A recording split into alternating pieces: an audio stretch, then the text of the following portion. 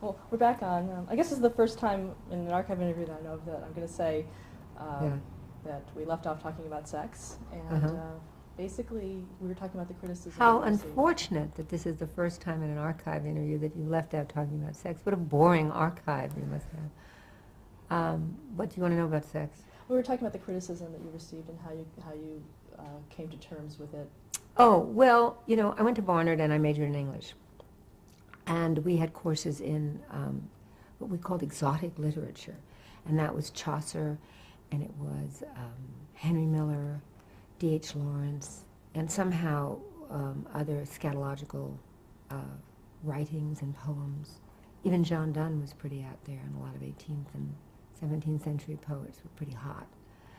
And they didn't use the word hot then, but they really did talk about sex, and they were raunchy. And then if you ever took courses in art and started with Greek art or Roman art or went back to ruins in Pompeii, you would see all kinds of sexuality. But sex was not deemed, or even any kind of Eastern religion, sex was deemed to be a religious experience in many of these cultures.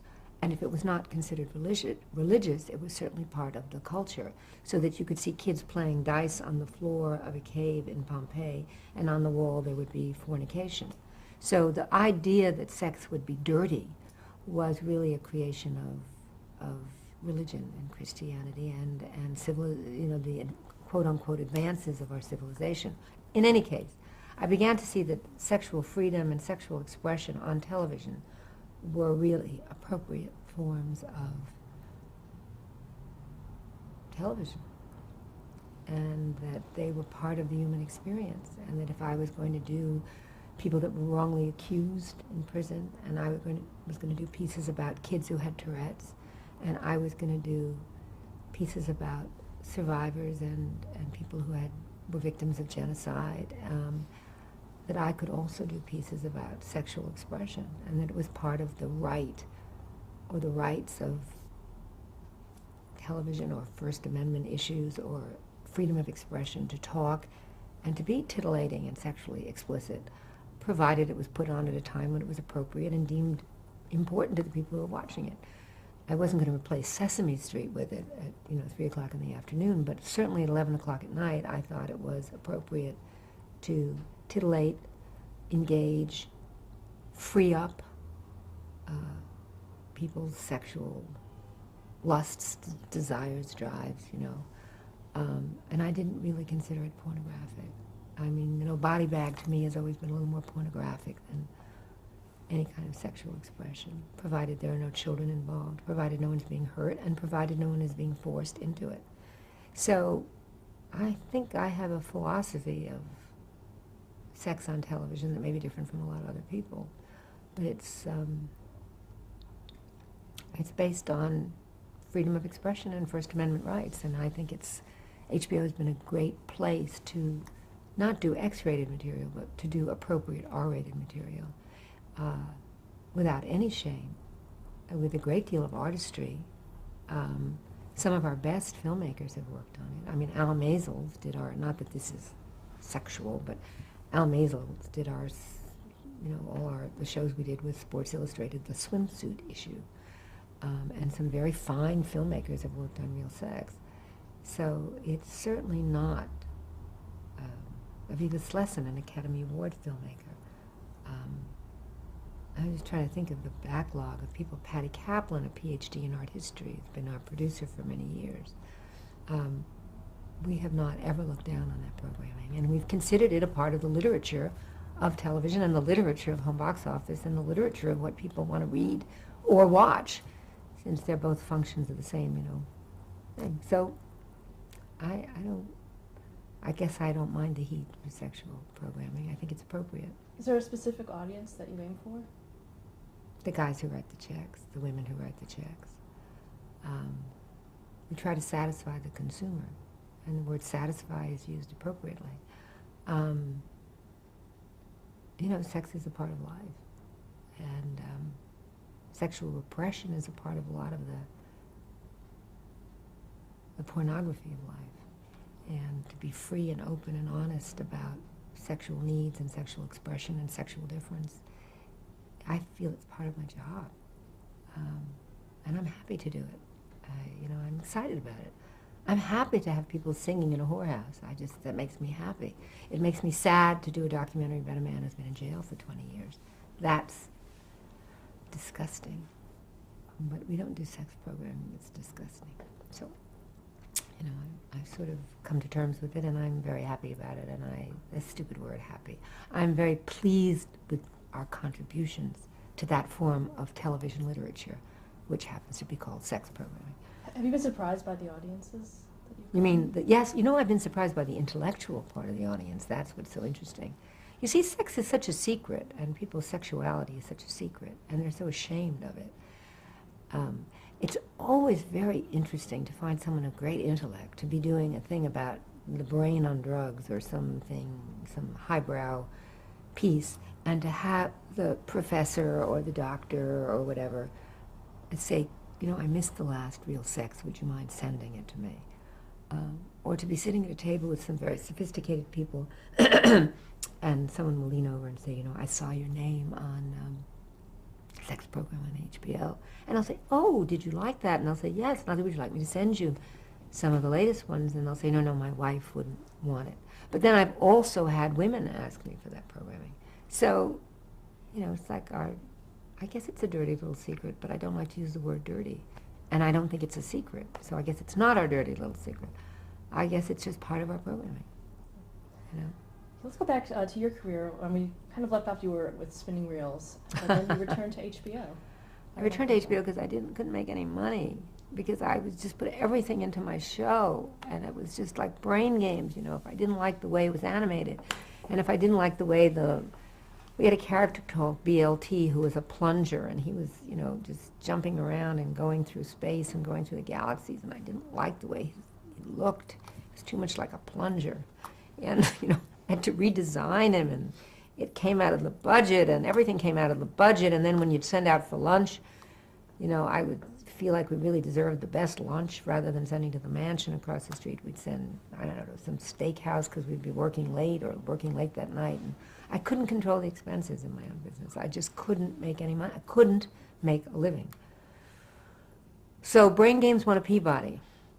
I was really out of work for about 2 months because I didn't know. I was still doing the sex programming, but I had stopped doing Brain Games. HBO kind of was not really forcefully in the children's business. And I got a call from Michael that Brain Games had won a Peabody, and that it was very hard for a children's show to win a Peabody. And he was really, really proud of me. And I said, well, if you're so proud of me, why don't you take me back? And I had tried several times to get an appointment to see him and to just, basically say, take me back. I can't make it on my own. But it was canceled, and then I thought maybe I'm being too aggressive, so I waited another week, and then this call came out of the blue. And he said, you really want to come back? I said, Michael said, you really want to come back? And I said, yes, I do. And we met at the Oyster Bar at Grand Central. Lana's ruining my hair. Anyway, Michael called me and congratulated me on winning a Peabody for Brain Games. And I said that I wanted to come back. And I was a little embarrassed by that. But anyway, I read a book about when you interview for a job, what you should do. That the person should face just you, and you should face the whole room. So I got to the Oyster Bar early, and I got the table, and I picked the seat where I would be looking out, and he would only be able to look at me. I remember that very specifically, because I'd read that somewhere. Maybe I'd read it in a magazine, I don't remember, but I read about how to control an interview. And that's how I got back to HBO. I pleaded. And then I started to make demands. I said, if I come back, I want to be a vice president. By then I knew what a vice president was better than a director. And he said, well, and then I said, and when I come back, I want to do family programming as well as documentaries.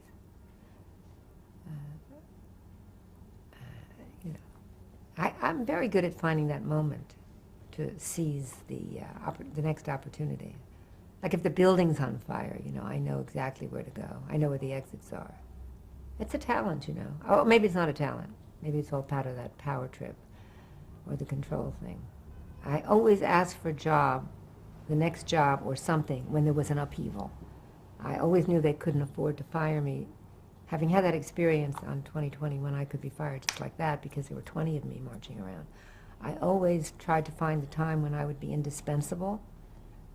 Trouble is, I hire such good people, I think I'm totally dispensable right now. But, you know, in my career, like as soon as there was an explosion, A was leaving and B was taking over and C was going here and D was going there, I would go right into whoever was the A at the time and say, you know what? I think I deserve blah, blah, blah, blah, blah, blah. And boy, did you get it. So, you know, striking, not when the iron is hot, but when it's the right time is a very key talent. And I often say to people when they ask me for something, you know, the timing is wrong. I can't do that now. You know, you can't do it when they're cutting this or doing that. Don't ask for this now. Wait, just wait. So I try very hard to do that. Now, was there something going on at HBO at the time that you knew about? There's always something going on. I mean, Michael's out, Bridget's out. You know, there was another guy in there in between, out. Jeff is going uptown. Jeff's in Michael's office. You know, whenever that would happen, I would run to whoever was in the main office. I remember once the change was so fast that the person had the old person's furniture. But it was the right time to be in that office. Very good at that. Very, very, very good at it. So I'm waiting for the next, you know, revolution. I don't really want very much more, but it's just, you know, it's just interesting. Now, when you came back, did you change anything? Well, I was different. I had a kid. I knew I could do it. I knew they wanted me back. There's nothing like somebody wanting you back. God, that's a great feeling. And I was ready. I was ready to make a living. I really had not made any money up to that point. I was really underpaid, I think, and probably not commensurate with male employees. But I don't know that for a fact. I mean, as Gloria said, you know, you never know that. But I felt it in my bones that I was capable of more and capable of earning more. And I asked for more. And I continue to ask for more. Like a lot of times people say to me, you have the best job in television. And I get so angry because I always say, I made that job. It's the best job because I created it. It's not the best job. I was lucky to be in a place where I could do it, but I did it. You know, you're so lucky. You have such an interesting job. I was lucky, but I made it happen. And I like to think that they're lucky to have me. I think you have to think that people are lucky to have you. Otherwise, you can't talk back.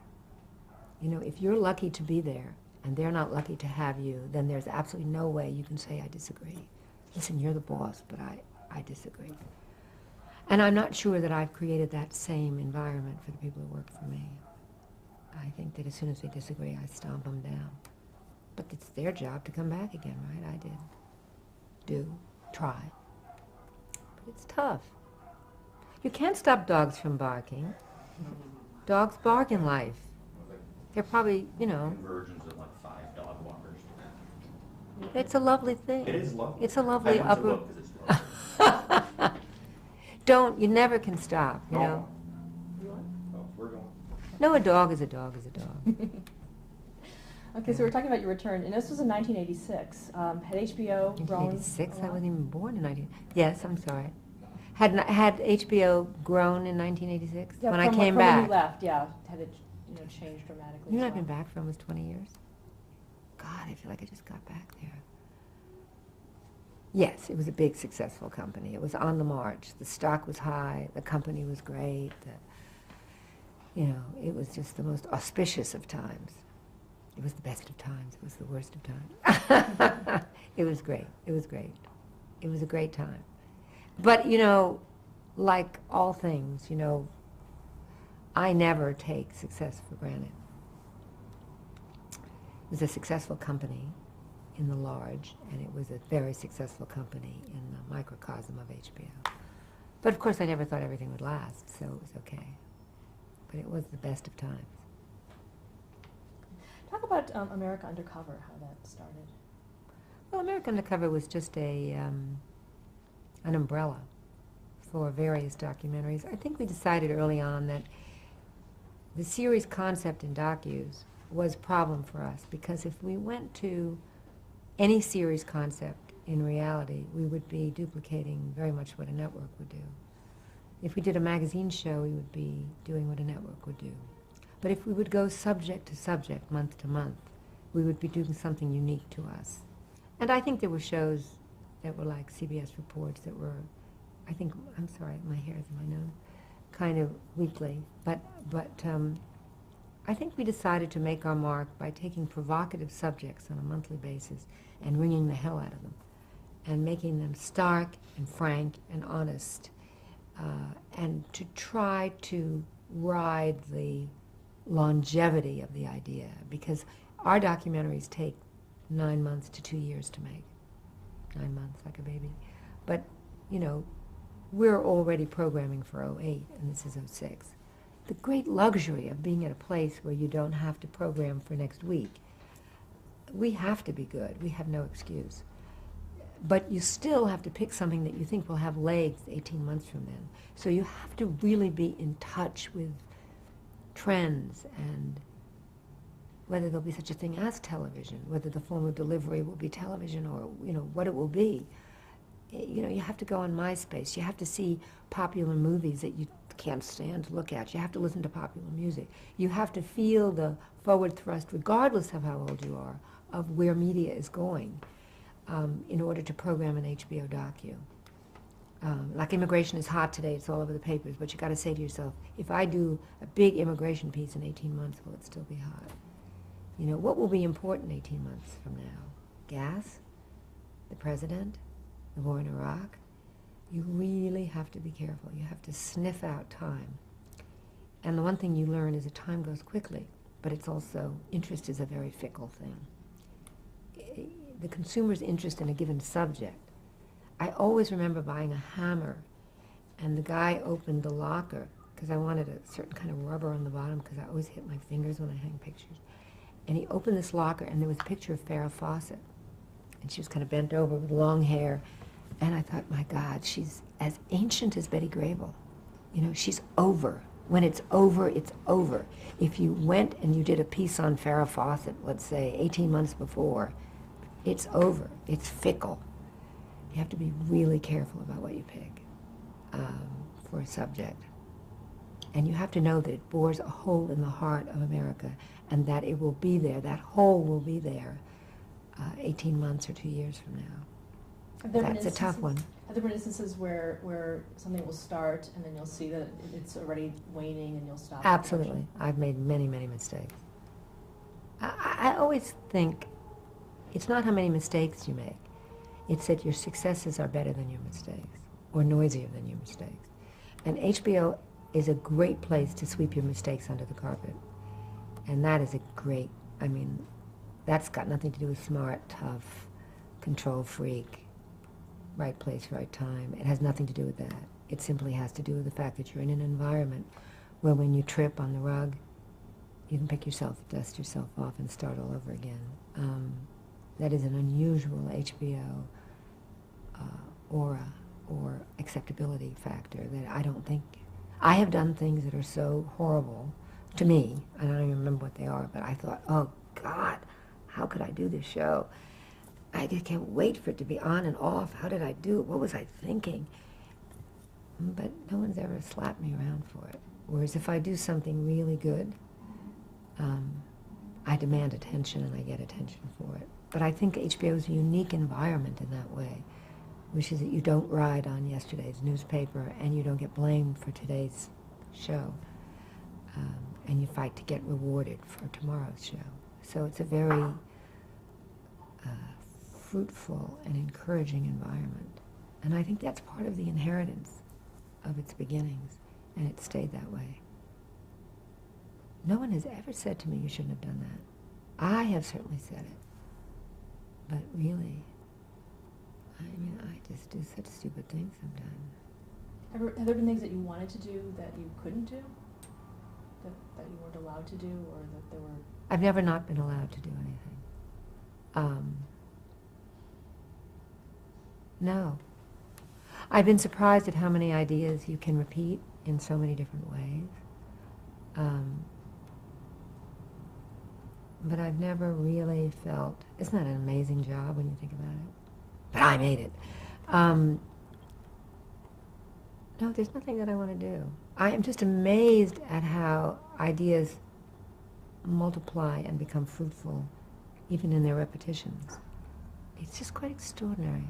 And I don't know whether it's the audience that changes, the environment that changes, or that there's more information about it, or we're more open about it. I don't really know. Like Alzheimer's, for instance, that suddenly, I guess as it populates and ages. We did an Alzheimer's show many years ago. It was pretty good. It was okay. It wasn't great.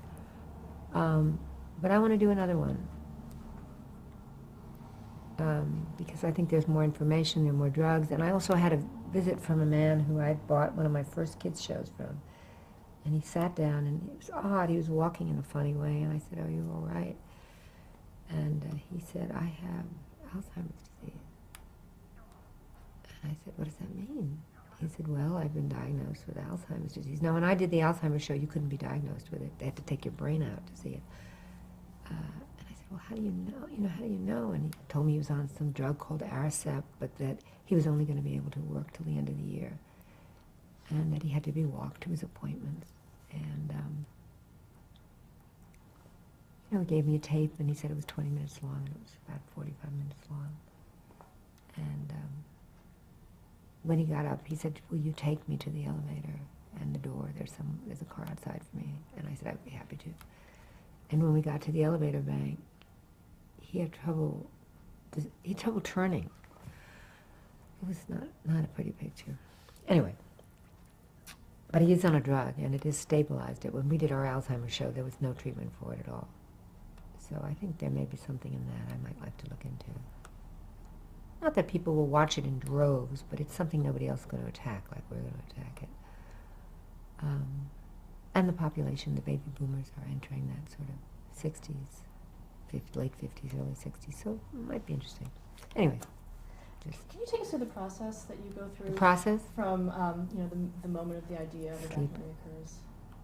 Oh, well, before the digital technology, all the ideas originated pretty much at HBO, because it was very expensive to commission something unless you knew, to take an idea from someone else, because you would commission something you thought you needed and give it to a producer.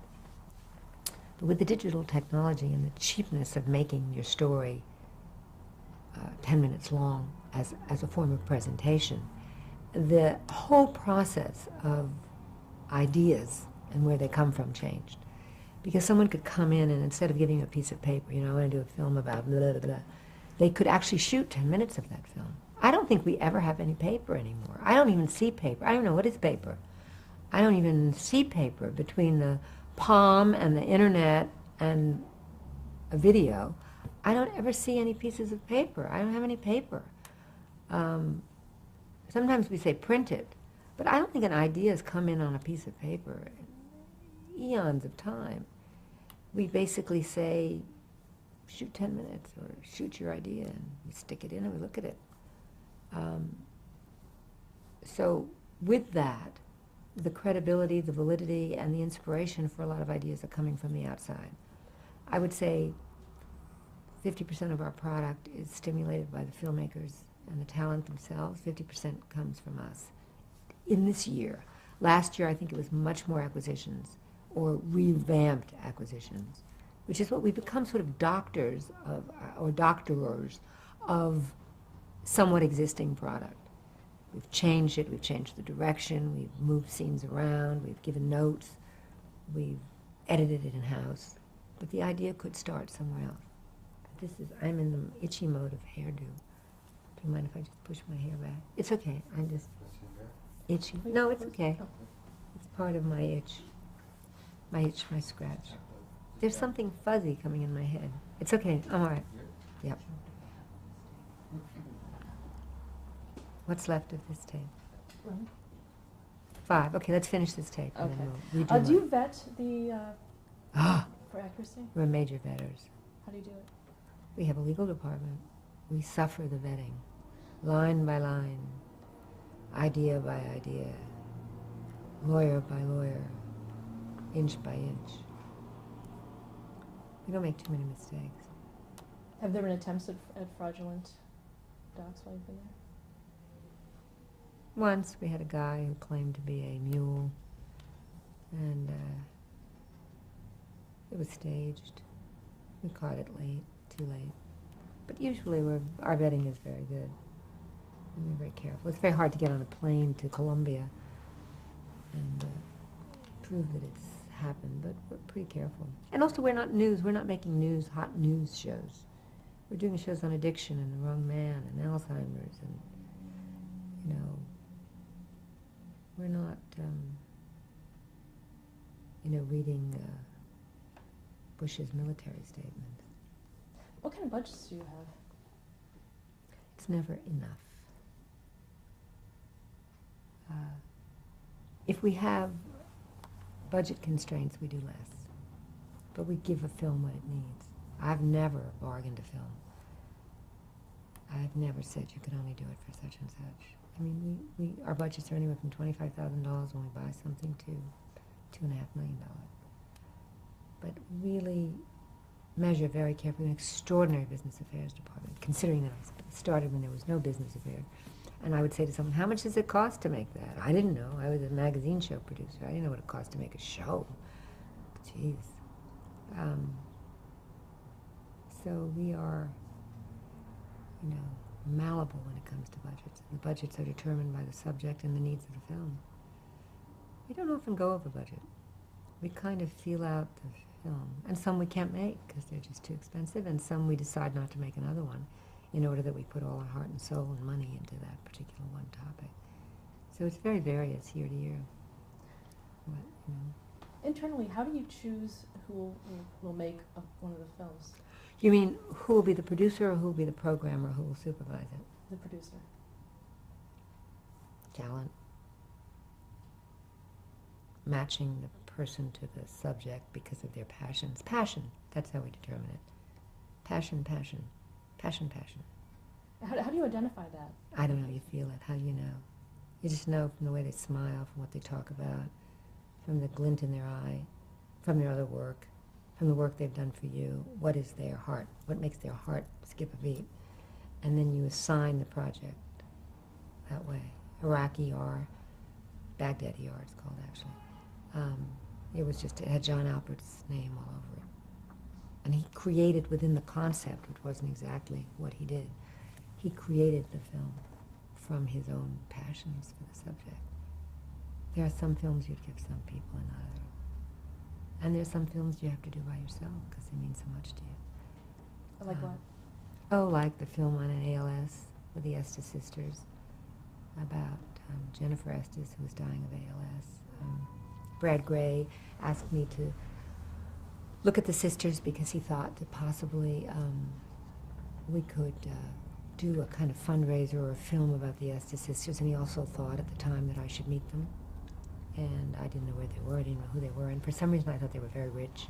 I guess because it's an Estee Lauder, I don't know, I didn't know. And I went with Sarah, one of my colleagues, to meet these three sisters, and they were remarkable. And Jennifer was in this bed, and she was paralyzed from the waist down, and I couldn't let anybody, I wanted to make that film. 9/11, I couldn't let it go. Let's stop there. Yeah, Finish the tape. okay.